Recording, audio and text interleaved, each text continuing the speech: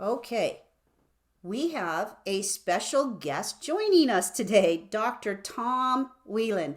He is a data scientist and thought leader with a background in industrial organizational psychology, which involves the application of science and measurement in the workplace. This includes survey methodology and applied analytics.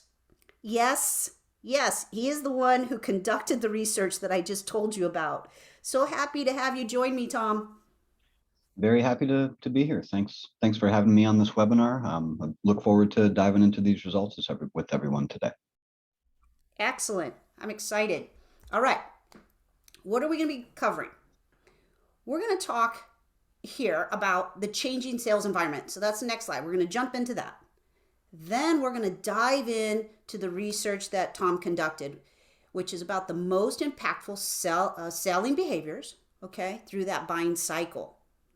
Then we're going to touch on the gap between desired behaviors and sales metrics, and then how to measure the sales behaviors that matter most.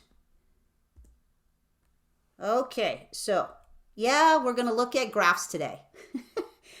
All right, so sales is moving away from face-to-face customer interaction. And what we're looking at is a 2020 survey by Gartner of B2B digital commerce. All right, so let's break down this graph. On the left side, we can see the 2020 measurement, okay?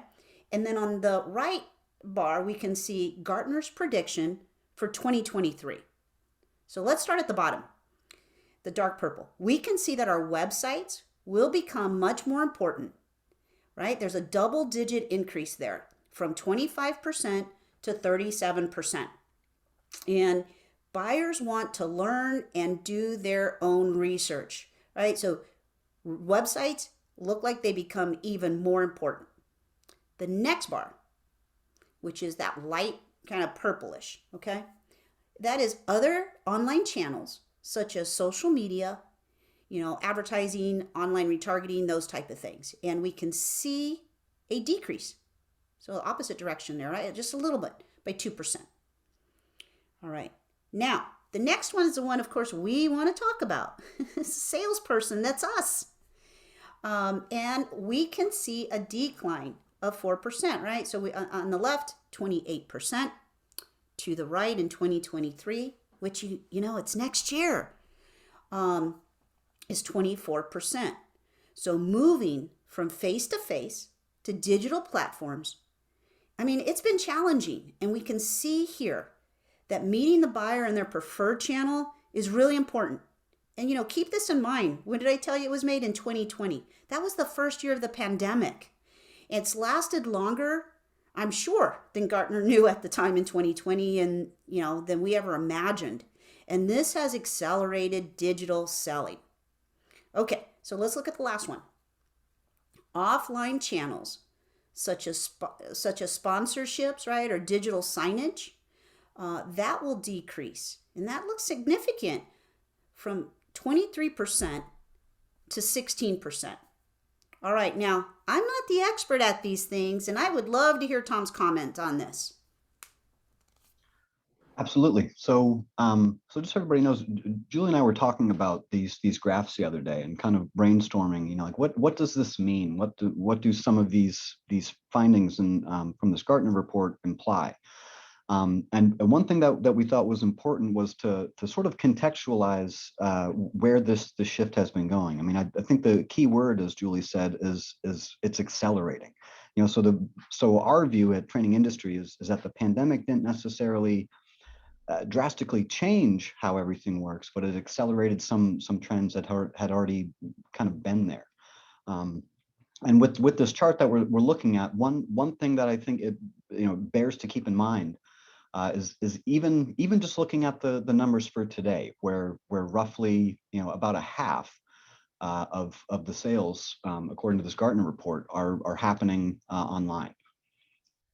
Now, it may seem like, oh, I thought it might be more, maybe somebody thought it would be less, But I think what's important to note is that this is still relatively new in terms of a sales channel. I mean, historically, if we go back to the year 2000, there was only about 300 million people that had access to the internet at that time. I mean, that's smaller than the population of the US now. And so if you fast forward to now, there's 5.2 billion people on the internet. Only about 7% of those actually come from North America. So not only is sales kind of moving away from face to face, but everybody's moving away from face to face interactions and kind of going things, much more online. And I think when we look at these charts, really what jumps out is kind of what is sticking around and probably what is drifting away. I mean, there's a little bit of a drop in salespeople, but really, I think the headline in this chart is just the dramatic increase. Because we're talking about lots and lots of different industries, lots of different sales cycles, lots of different products and services that are feeding these numbers. So 12% going from today to 2023 in just website-based sales is a lot. I mean, that's a sea change. But we think it's a sea change that has been coming, and that the companies that are going to have the most success with virtual sales have if they haven't anticipated the wave, they've at least gotten out their beach gear. They know it's coming. Yeah, that, those numbers are significant. And I've noticed it myself just as in a B2B, as a B2B buyer of technology for value selling and the ways in which I'm engaging with some of, my vendors in my purchasing. So thank you. Thank you, Tom. All right, let's go to our next one. So what are we talking about? Because of that, the most impactful selling behaviors throughout the buying cycle. And we will be looking at these selling behaviors and how they impact it. We know that selling is a continuous process, right? You guys have seen value selling people, you've seen this before. Engage, qualify, advance, and close. Now these must be done virtually using digital applications, and that is driving the need for new behaviors. Now we're going to be diving into these behaviors and how they are a part of what you do in each phase of the sale. We're going to talk about this again towards the end in a little different way, and we're going to start to connect the dots. So what I want to do is I want to jump right in to Tom's research and the Training Institute. So let's go. All right. So number one is engage. Establishing credibility and trustworthiness is rated by 61% of sales leaders as the top behavior for engaging with prospective customers in a virtual selling environment. Wow, wow, wow. Right? Like we know it in face to face. And I'm not really sure I transferred that enough or given enough thought in that virtual Zoom call that we've all been in. Okay, so that is significant. All right, so the next one, developing rapport with people is rated the second most important behavior by 55% of those surveyed. And managing sales calls effectively scores as the third most impactful behavior, okay? So 38% there on managing that sales call. Really important. Now, this makes sense to me because we know that prospects are unlikely to want to buy from people they don't trust. We know this. And I was recently in myself shopping for some new enablement software for our team. In one of those meetings, the seller showed me their products, its capabilities. However, you know what? She didn't ask me why I needed it, how I'd use it, none of that. So essentially what I did, during my time with her was look at a demo of the software that was not connected to what was important to me. They may have been important to others. Now, it could have been because we were on Zoom and virtual, right? Struggling with some of these new behaviors, or she was new, or, they didn't have any training. But Tom, I really feel like there was a miss from my, buyer point of view on the credibility. So what would you like to share with us about engage and what you found here? And so what stood out to us when we when we put out the survey and we were looking at these results around this first stage of the buying cycle, is the fact that these three things that jumped up to the top. I mean, it wasn't, and also I guess let's qualify this. It wasn't a list of like 4 or 5 things, and these just happened to be them. I mean, we gave people a list, and they included the things that you would otherwise expect should be, old hat for sales cycles. Like, hey, have you prepped your questions for sales meetings? Have you investigated the buyer and the company, and got as much information as you can? So some of those things might be taken for granted, but here what we were interested in, and specifically with the survey, was virtual selling. So trying to get a feel for what are people doing in this new context. And so I think what we might have expected to rise to the top, if we're just thinking about traditional sales channels and stuff, we saw these themes of can you establish trust with a potential customer? Can you develop a rapport with them? Can you manage the call and walk them through a conversation? In a virtual context, some of the skill set, as it were, of a salesperson kind of leans way more on this relational side than it does to more tactical preparation type of behaviors. So for us, that was the really big key here, is that for engaging with customers, I mean, obviously it's about relationships from the jump, but with virtual sales, it is that much more about establishing those good relationships. That's an eye opener. An eye opener to me for sure. All right, thank you. I think I skipped. I think I skipped one. Here we go. Okay, number 2, prospect and qualify. All right. So according to 56% of sales leaders, the most essential behavior for prospecting and qualifying leads in virtual selling is asking good questions and active listening. You know, that's always super important, but as you just touched on, Tom, you're finding that it became that much more critical as we moved to virtual. Really, really key. Okay, so the second one, wow, this is something that's a part of my every week, with my team, and that is being tenacious in follow up, right? And that's ranked second most important by 39% of sales leaders. So consistently dedicating time to B2B outbound sales prospecting. I mean, it really starts right there, getting it on your calendar, then showing up and doing it, being persistent, and then using those multiple channels to reach people. I mean, that's necessary to find those new leads and meeting with potential customers. Of course, that's tied to what we covered on the last slide. It all comes together, but asking those great questions all ties together. All right, so the third and final one, 37% of sales leaders say articulating value is an essential virtual sales skills. When sales teams truly grasp, right, how to sell and communicate value to the prospect, they receive that proper training, I know they come much closer to achieving quota. So Tom, what did you guys find when it comes to prospect and qualify?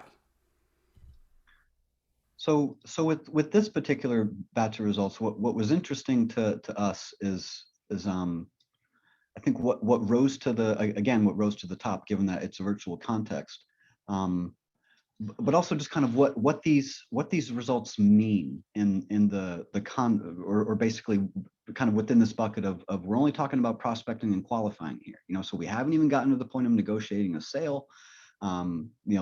Ostensibly the customer has already been engaged with. So this is in the sort of this is like first date territory. Everybody's feeling each other out. Yep. And so I think what really stood out to us here is some of the more I guess classical positioning moves that we might see in sales, like how do we differentiate from the competition? Are we sure that we've identified all the roles in the purchase decision, in the course of qualifying leads? I mean, those things weren't unimportant, but what stood out to these professionals that we surveyed in this I mean, far and above was asking good questions, active listening. And I think if we think about the types of interactions that we're describing, and the I guess socially constricted, you could say, Yeah. nature of virtual interactions. I mean, asking good questions and active listening, like it's important in sales, but when it's virtual, I mean, we feel like what these results point to is that much more important, if not critical, when it comes to this stage of selling. Yeah, that's right. I can see that. And I work with with salespeople all over the world, and a lot of times I'm not able to meet in person. I've heard that consistently, and why? Because when you're in person, as you're pointing out, if it's only digital, I have to take my skill set to the next level. I'm not able to share those motions of physicalness in that call. So good stuff. Thank you, Tom. Okay, so that was prospect and qualify, number two. Let's go to number three, Tom. And I think I showed you the slide already. It's negotiate. My favorite. I love negotiation. All right. And the most necessary behaviors for negotiating with customers is maintaining rapport with buyers. So 48% said that was number one here. Number two, we can see, was handling objections. Now, we know objections are a request for more information, so they're always a good thing. And I'm sure it's a little different, though, right, in this virtual world we're living in. And then, third, at 42%, is quantifying value to the buyer. And and that's right, of course, we're value selling. So completely understanding, we believe it strongly, that completely understanding the quantified value that the customer acknowledges in doing business with you is so important. You want to make sure that the value is larger than the investment you're asking the buyer to make. And for a buyer, for the buyers that you're talking to, a buyer with $1 million headache, $100,000 aspirin, I mean, that's an excellent deal. If a buyer has a $10,000 headache, that $100,000 aspirin does not make any sense, and it's a waste of time for both of you. And Tom, I couldn't help really talking about that one finding, but take it away, Tom. Yeah, no, absolutely, and I think point well made. So for us, when we looked at some of these results, I mean, there's a thread that I think is starting to go through all of these, and if we think about these things building across these stages, I mean, one of the important ones at stage one in engagement is, can you develop rapport? At number two, it's there's active listening stuff, but then also, as Julie pointed out, being tenacious and follow up. If you're virtual, there's no steakhouse and a handshake in the sales engagement anywhere. So you got to maintain top of mind with the customer and all that kind of. And so by the time we get to here to negotiate, it's like, where are we? Well, are you maintaining the rapport that you hopefully built when you were first engaging with the customer? Have you asked good questions, listened to what they've been saying during prospecting, so that you can handle their objections when you get to the negotiating stage?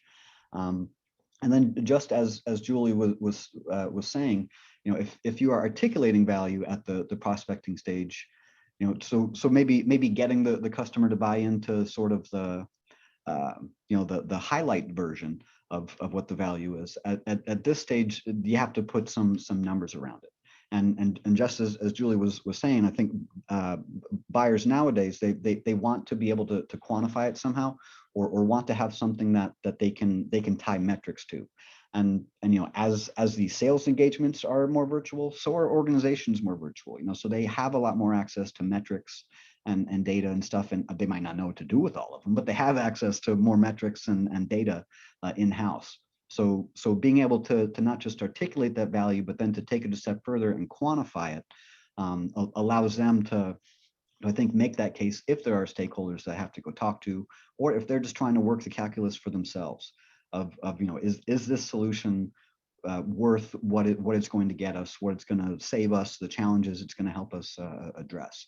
So I think, and as we get to the next one, I think the story's only going to continue. But there are themes weaving through these results.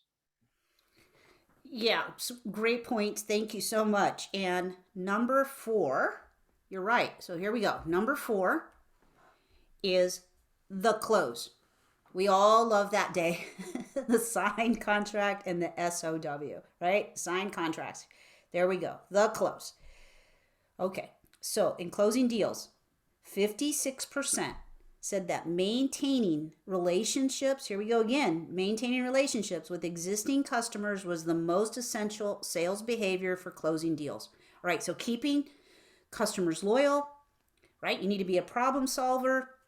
And I would say that, when we, here we talk about renewals as also, um, putting you in that sales situation. It's not always a slam dunk. And so you got to start over again, right? And engaging. And so I think that definitely pertains there. Second, ensuring a smooth transition to a service team is essential behavior for closing deals. And a customer's impression of a company is shaped by multiple touch points, multiple people. And the handoff between direct sales, inside sales, subject matter experts, in our case, facilitators, customer service, should be seamless for that customer experience. All right, and the last one here, 39% said that establishing the buyer metrics for success is another essential behavior to maintain customer relationships. And we kind of just talked about that, right? In number 3, on negotiate. Okay, so Tom, what would you like to share here? So I think at this point it's clear to see some of the themes that have carried across all 4 of these stages, and what jumped out at the data. I think there are some correlations with I mean, conceptually, with some other concepts that are out there that really started to resonate with us. And one of those is if we look at sort of the what people are talking about here. So it's relationship based. We're talking about building trust and then carrying that trust through the entire sales cycle. It's not that much different than than what we see in a lot of other domains. Like for instance, Google's whole EAT criteria for how they rank, this is worthwhile information, this is not. It's based on things like expertise, authoritativeness, and trustworthiness. Not really all that much different than what we're seeing here in these results, where it's about trust, it's about maintaining a relationship, it's about establishing some sort of authority with the customer, and working with them on a solution, being able to quantify what the value looks like. And as it says on this slide, having a clear and concise picture of what does success even look like. You've bought this stuff, thank you, but what does it look like for you to be successful? What does it look like for the provider to be successful? How are we getting people to win wins? And one of the other interesting findings that came out of looking at this data is where we saw a lot of companies focus their energy was on the start and the end. So some people sort of let go of the wheel a little bit on stages 2 and 3. So prospecting or negotiating, maybe they weren't leaning into as hard. And what these results suggest to us is it's not enough to just focus on the start and the end, to say how do we get people into the top of the funnel, and then how do we close them at the end. That this virtual selling world is really about pulling all those things through across the entire sales cycle. And kind of as we've been alluding to, there's perhaps a theme. Julie, do you see a theme here? Well, you know what? I'm catching on, and I bet you are catching on too. And I think I touched on it, right? Is that these, what we're talking about, these behaviors, I think we're all really comfortable in that physicalness, right? When I meet with you and you see my expressions, and even at the end, I'm a big hugger. I know some people don't like it, but nice to meet you, all of these things, right? Maybe we took those for granted. But I think it's kind of clear here that Julie Bregen needs to be more thoughtful about my rapport when it comes to presenting and engaging online. Am I close, Tom? I mean, we can go to the next slide and find out. We are going to go to the next slide. We are. We're going to pull up here. I can't wait to show you the theme that Tom just alluded to. We're going to show that to you. We're going to pull up here because we're going to make a transition here. First of all, let's use our chat box. I know we have two and it's confusing, but let's use our chat box. So I just want you guys to tell us, were you surprised or not surprised by what you just found from Tom's research? So just put in there for us, were you surprised? Like, right surprised or not surprised? I just want to know what you guys thought, like when it comes to virtual. So, okay, yeah, just put them in there. I want to see how you're feeling. Okay. All right. No, not surprised, not surprised. Yeah, somewhat surprised. Yeah, not surprised. Great to see. Yeah, lots of no's. Seems consistent. Yeah. Yeah, right. Because these are like, Tom, right? There's these core concepts to us as salespeople. We are, taught these things and we practice these things. And I do feel though, even myself and, taking it virtually, seeing it cemented here. I mean, really validated on how much more important that is virtually. Thank you all for letting me know that you were not surprised, and some of you were somewhat surprised at how high these ranked. Okay, now Tom's my guest, and he's done a great job, I think, on this research. We're going to get into this a little bit more as we transition and look at the themes. But I want to pull up and put your questions in and for us, all right? So we'll take a minute. I think there were some other. Let's answer some questions, Tom. What do you think? We'll answer some questions as we move to these other areas in our deck. So let's go. I know I saw some.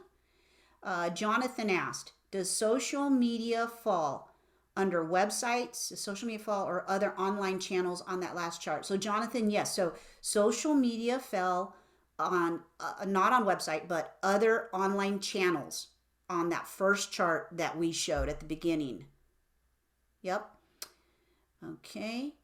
And then let's see. Here's another one, Tom. Like, do we have any data on how these elements of the sales cycle is changing over time?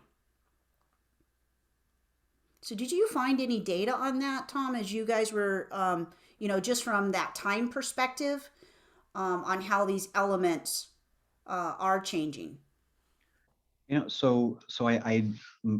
trying to think. I don't know that I've asked this in a form where I could like track the same thing over time. I will say what we have found with this is the emphasis on the credibility and trust and things like that versus just price and does the salesperson seem like a nice person. These credibility factors have slowly been, I think, creeping, and I would assume that's why probably a lot of people aren't surprised. It's like you already knew the blurry picture. It's just can we draw some crisp lines around it? I think a lot of this is a sea change that has been coming for some time. But when we step back from it and look at maybe what is different, what is not, one of the things that I have found changing over time with sales and sales cycles is that they're getting shorter. And B, that with this transition to a kind of a much more virtual selling world, customers are coming in all over the place in the sales funnel. So there may be customers that have skipped the engagement part. They've already read everything about the company and they're already bought in. So they want to start negotiating a contract from the jump. And so they enter it at that spot in the sales cycle. So I think one of the things that we have seen is that the cycle is accelerated, and that it's not a guarantee anymore that people are starting as a lead and everyone is taking the same journey through the cycle. Okay, thank you. Okay, so that was for Kevin. All right. And that's interesting. I mean, I've started to see that, I think I in fact have had a conversation with our partner in Denmark about this. She kind of just validated that for us. Okay, so the next one I have, Prakar, the question is, are these analytics for B2B slash direct to consumer or both combined? Great question. So with this data set, who we tried to go out and survey are B2B salespeople. So this doesn't really represent like retail sales and that kind of thing. It is pretty much a business to business products and services sample. Okay, thank you. So B2B, Yep. yep. And then from Tom, uh, trust is much harder to achieve online. How can we maximize trust in spite of not sitting across the table? And you know what, Tom? I'm telling you, somebody shared my slides with you. Okay, because that's that's where we're moving. So we're going to hopefully give you some tips here, right? That's coming up shortly. We're going to talk about how to establish trust, um, taking some of these core concepts, right, that we already use at value selling and how you can take those online. And we also we also have a course that we developed in 2020 because we were getting asked this question as well often. And that can be found also on our website, and reach out to us. We can send you some information on that as well. But we're going to move into trust right now. I think there's one other question I did not answer. I think it was back in the chat. Sorry, guys, I'm managing two different areas right now. I think that Jonathan asked to share that chart. You know what, Jonathan? We are going to share the chart with you. And again, remind everybody you're going to get a copy link to the recording. And so we want to make sure we get that to you. All right, so let's move forward. Now, Tom, you were testing me on themes. I know you were testing me on A little themes. bit. Yep, and here we go. Okay, so he's like, Julie, do you read the themes? And I'm like, yeah. So we're going to point these out a little differently. And you can see we have the engaging. Remember I said you're going to see the sales process one more time. We're going to bring that around. Engaging, prospecting and qualifying, negotiating and closing. And you just saw that our research shows that the behaviors identified to be the most impactful at each stage of the sales cycle do have that common thread Tom told us about, right? It's running through it. And that's authenticity and a strong human to human connection. The ability to establish credibility and trustworthiness, as well as to develop and maintain a positive rapport with buyers, are essential for successful sales performance in every organization. And it's critical to closing those deals and building long-term relationships in a virtual selling environment.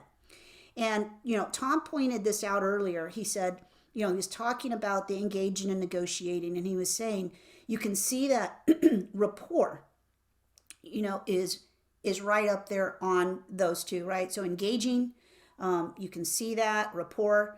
And then in the negotiating, that third one, again, rapport, right? So it's right there again. Okay, so I would say on the prospecting and qualifying graph, that you will not be able to ask really good questions without some rapport, some good rapport, right? Nobody's going to ask me a really good question if they haven't built that rapport with me. Also, on that follow-up, we talk a lot about persistent, right, and respectful follow-up here in our Vortex prospecting course. And so that's extremely important there. You're not going to be able to close or renew me if you have not maintained a relationship with me. And so you can see the theme playing out in that sales cycle. Remember that circle I showed you? I think it was our third or fourth slide. All right. So any additions, anything you would like to add here, Tom?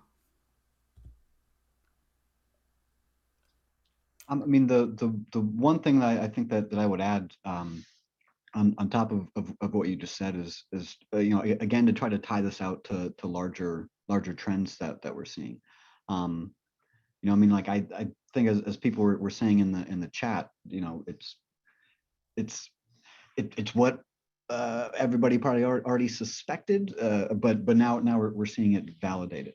And I think there are a lot of things about business that have been moving much more in this kind of relationship driven direction. And it's a bit ironic that it's corresponded with where they move to virtual, where I think, as we know, it's more interaction poor. You don't get nonverbal signals from people. It's harder to create a connection with somebody if you can't sit across from a table in a room. And so in removing that factor from a lot of these interactions, it becomes that much more important that they are reinserted throughout the entire sales cycle from beginning to end. And I think I would add to that this also ties into larger trends that we're seeing in terms of employee experience, user experience, customer experience, and all that kind of stuff. I mean, particularly on the closing behaviors, that it's about the salesperson developing rapport and credibility and trustworthiness, but all that goodwill that they've built up along this process, like that has to be handed off then to a service team. So it's really about a kind of a wider lens, more interactional, almost ecological way of looking at sales, rather than kind of diving in, looking at metrics and just saying, did we close it? Did we not? This is much more kind of thinking holistically about the interactions between the seller and the buyer. Yeah, absolutely. Okay. We want to hear from you, and we're going to transition here. We want to hear from you. What do you think? So, when it comes to sale, we're going to switch to metrics, right? So, we're going to start talking about measurements and metrics. What does your organization measure? And so, why don't we go ahead and put that in the chat box, which again has floated out of my view. Okay, let's put it in the chat box, and you're going to have to help me, Chris, if you're listening. So, when it comes to sales metrics, there we go. I see it now. When it comes to sales metrics, what does your organization measure? Want to hear from you. And I got the chat box, Chris. All right. Let's read it. Okay, so here we go. Sales numbers. Yep, Susan. So Chris, revenue closed. Kevin, yep, revenue, ARR. ACV, new logos, time from start. Yep, sales cycles, number of lead conversions. Yep, so Bart told us leads generated and qualified. Yep, all right. Closed business. Thank you, Phil. So they measure closed business and monthly pipeline build, and new rep time to first deal. Yep. Margin does matter as well, from Kevin. Yep. All right. So those are some of what's being measured right now. All right. So, okay, here's another one. Omar, thank you. Activities. So your activities, yep. Above funnel, churn rate, and sales recognized. Existing versus new clients. Yeah, that's a good one. Net new, right? Chris, thank you. Leads, calls, discoveries made, closing, appointments, and referrals. All awesome. Renee, we'll do one more. Lead qualification, speed through sales cycle to close. Okay. All right. So let's talk about that. Many sales leaders do favor, right, these lagging indicators. You guys hit a ton of them. The increases in revenue, increase in traction size, and I read off a bunch. Increase in deals won. And I know all of you have been asked if we're coming to the end of the month, right? Well, did you hit your number for January or not? I asked that myself, and I get asked that. And those are the lagging indicators. Okay, so let's talk about leading indicators. And those examples are increase in call blocks, increase in initial meetings, increase in follow-up plans. Now, the leading indicators are the sales behaviors that we just talked about, that we found are the most important, right? Remember at the beginning, I said there's a disconnect. The sales leaders know what behaviors are most impactful, but they're measuring what? You all shared with us right now in this chat box that they're measuring lagging, mostly, that's what I saw right now, mostly measuring lagging indicators at your companies, which were those ones right there at the bottom of the screen. And what we just shared with you and Tom's research showed is that the leading indicators are the most important. All right, so let's go one more screen here. Here we go. These behaviors really do make the difference, right? And we just talked about that again virtually. All right, so these are the top three right here. Building credibility, instill trust, and I know we got that great question about trust. And then this theme we've seen threaded throughout, and that's maintaining rapport. Okay, I'm going to read this. I've read it a couple times, you guys. I did prep a little this morning, and I read only 25% of companies measure sales behaviors. And I don't know, Tom, that does not sound right. Only 25%. Yeah, below knee. Don't you guys think? What do you say to that, Tom? So, I'm curious whether people think 25 is surprisingly low or perhaps even surprisingly high. The answer, I was going to say, the answer though that we actually found in this research is it's a little bit of both. I mean, so 25 is kind of in the midpoint. So what we and the way that we asked this in the research is we tried to go after, are companies supporting these behaviors, and are they measuring them? So in many respects, there's a lot of companies that don't necessarily measure some of these behaviors that we were talking about, but they at least try to support them through their processes and their policies and their philosophy towards sales, but they might not necessarily be measuring them. So kind of the outer bounds around that 25, if you were.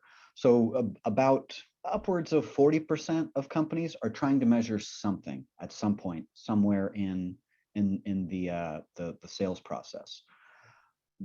The number of companies that are measuring all four stages, though, is only 9%. So crunching the numbers, this 25 is kind of what falls out in the middle. So not doing great, not doing bare minimum, but this is about where people fall.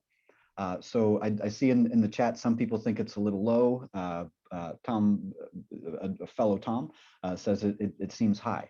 And that's kind of what we felt when we got out of this. It was, looking at some of this data, it was almost like, are we shocked that people aren't measuring more? Although they are supporting some of these behaviors. But also, I think knowing what we know about how easy it is to grab at some of these metrics, especially when there are those lagging indicators that, it's not hard to walk into, a senior leadership team and talk about those lagging indicators, and everybody knows what it means, and everybody knows how to interpret them. They have some idea of a benchmark for them. Whereas talking about behaviors is maybe a little bit newer.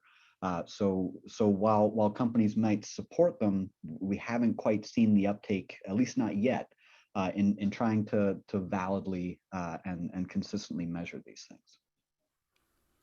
Well, thank you. Yeah, I like many who put in our chat box, they thought it was surprisingly low. I had the same reaction, and well, let's dive into that a little bit more. We have some more slides about this. So remember that the goal, right, that we're talking about is building that rapport. So having an authentic relationship, and how that's even more important as we evolve into virtual sellers. And we all are. We've all evolved, or we've had to probably leave our sales job.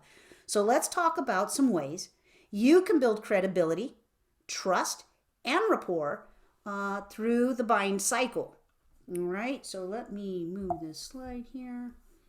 There we go.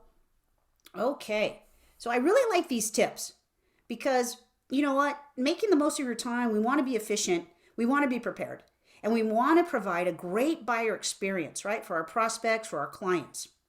And the first one is, you only have one chance to make a good impression. You guys know this. And and you're way more comfortable, all of us, in that face to face. So transferring that into virtual. And after that meeting, that meeting where you miss the mark, when you do not make a good first impression, ugh, those are the worst feelings, right? And you know it right off the bat. And so really taking your time in these virtual meetings, because again, you have one chance. Managing the technology was a big one, and right at the beginning, right? How do we do these meetings online? Okay, so the second tip here I really like. The more senior the person equals the less time you have. You know it. And if you're calling and selling to the C-suite, you have to have your game ready. You have to be prepared. Absolutely. I mean, am I right? I mean, and those of you, you're professionals when you're calling at that C-suite. And Tom kind of spoke to it that, the time that you have is collapsing, and they're seeing that in their research. Things are going faster. Okay, the third tip. That's right. 30 seconds to gain a senior decision maker's initial attention. Man, 30 seconds goes by fast. And this requires some practice. And we're going to move forward here and give you some tips on that. Okay, the fourth tip. The first meeting requires that you anchor credibility in about 2 minutes. And for those of you who have taken the value selling framework, this is one of those skills. We practice this in our workshops, and I'm going to cover that in one of the slides. Okay, we've got about 10 minutes left, so I might move a little faster through these. Okay, so, all right. So let's take what we just learned. The highest rated sales behavior, right, for engaging with buyers in virtual selling is establishing credibility and trustworthiness. And credibility and trust go hand in hand.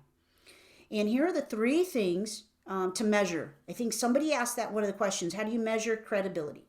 All right, so here's where we go. We want to ensure that your credibility statements, all right, they introduce yourself, your company's areas of expertise.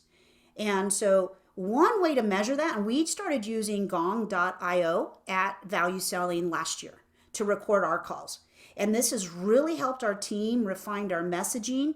There are competitors, of course, out there, other ways that you can do that. So this intelligence technology is one way to measure refining and listening to yourselves. And what I found is that, the sales team, they want to get better. They listen to the recordings way more than I do, and they're making those adjustments for themselves, right? You want to make sure that you tailor by referencing a similar company that you've helped.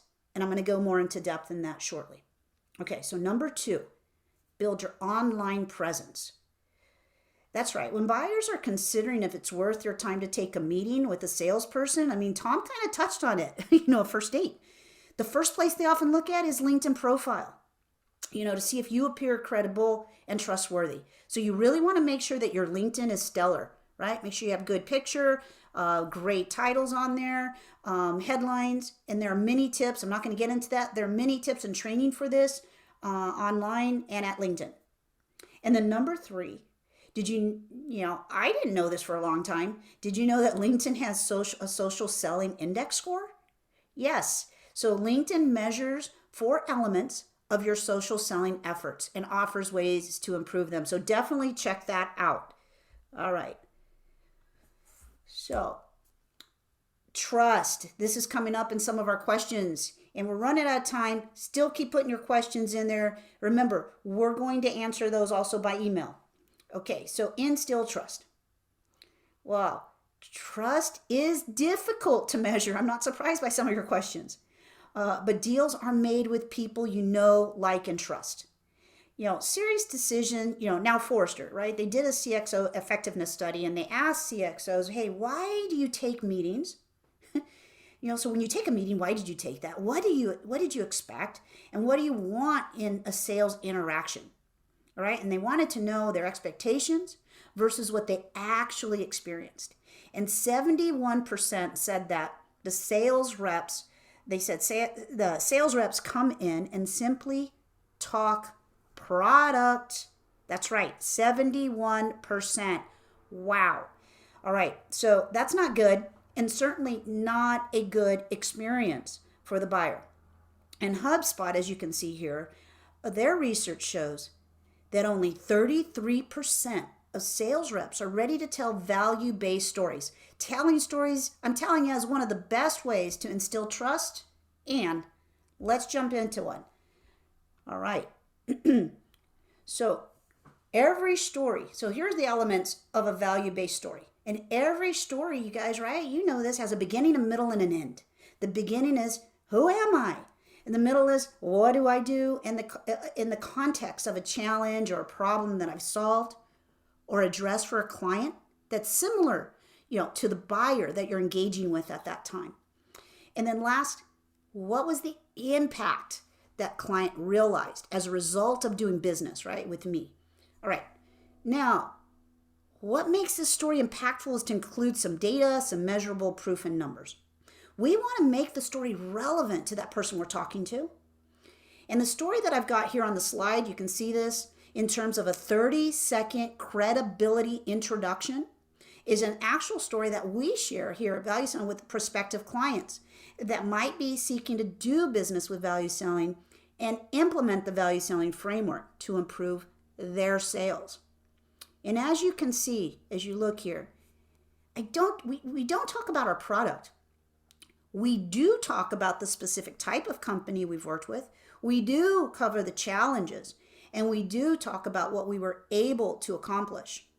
Now, this takes less than 30 minutes, and you guys were running out of time. We may stay a few more minutes, but let me get through this. I want to go ahead and just give you the value story here. And it goes like this. I was working with a CRO that was at a SaaS provider, and they had aggressive revenue goals. In fact, you know what? The CRO was at risk for not achieving them. Some of her problems were that her team was losing on price. They had too many stalled deals, and they had a pipeline that was really low. As a result of working with ValueSelling, stalled sales reduced by 30%, and qualified pipeline grew by 3 times within the first 6 months. Now, she said this was worth over $2 million to them in those 6 months. So can we talk about the challenges in your business and see if ValueSelling might be able to bring similar results to you? This is a very easy way to set the stage, okay, of the potential value that your company can bring. You want to minimize the risk, not overwhelm them with product information, but focus on what's going on with them and how you might be able to partner with them moving forward. Now, if you'd like more help with that, visit our website. We have a webinar on value-based stories. So hit the resource tab and hit webinars. All right, so we're at our final 2, coming up at the end here, Tom. Hang in there with me. Hang in there, people. All right. We know that it's far easier to keep a customer than to get a new customer, right? So rapport building, and you really validated that, Tom. Rapport building is not just a salesperson's job. You know what? You guys know this. It's an entire team's job. And that's one reason here at ValueSelling we work with all sales professionals, not just all of them, everybody, not just the sales professional, okay? So that's important. All right, when you share data during the handoff from sales to customer service, we don't want customers to have to re-educate everyone on the team about what's going on over and over, right? So you want to make sure that you're uncovering the value and that you're sharing that.